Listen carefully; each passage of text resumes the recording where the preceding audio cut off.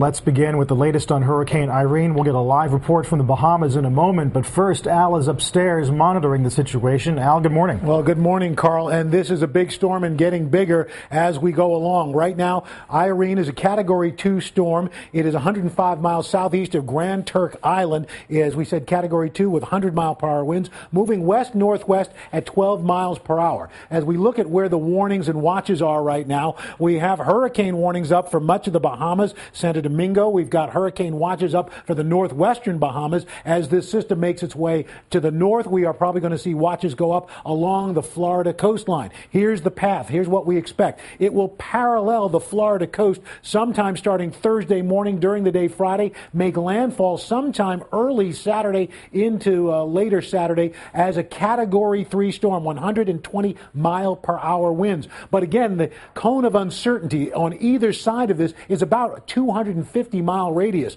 So you could still see a lot of hurricane effects along the coast of Florida. And in fact, the tropical force winds spread out about 200 miles. So this is going to be a powerful storm as it continues to intensify. We expect it to be a Category 3 storm, and sometime later this afternoon. All right, Al, great information. Thank you so much. And as you mentioned, Hurricane Irene is now bearing down on the Bahamas, and NBC's Lilia Luciano is there in Nassau. Hey, Lilia, good morning.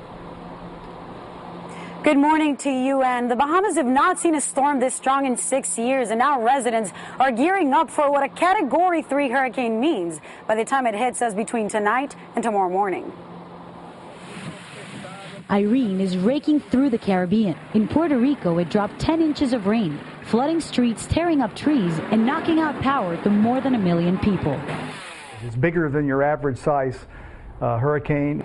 The storm is now picking up strength in the warm Atlantic waters. Under hurricane warning, the Dominican Republic and neighboring Haiti, where heavy rain could be devastating for the 600,000 still homeless since last year's earthquake.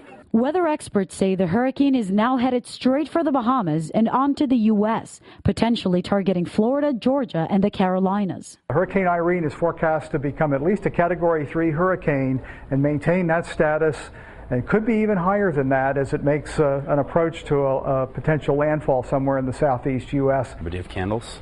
Along the eastern coast, many are already stocking up to stay safe. A lot of everything, basically.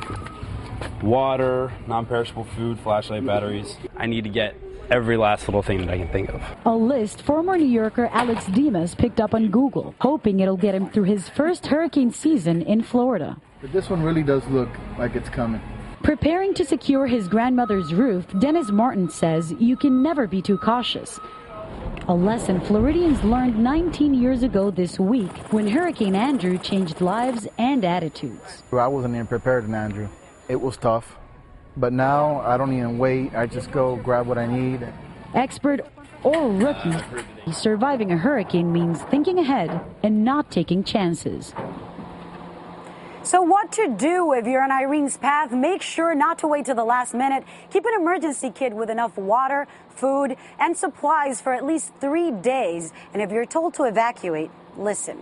And all right, Lilia Luciano, thank you so much, and do take precautions yourself.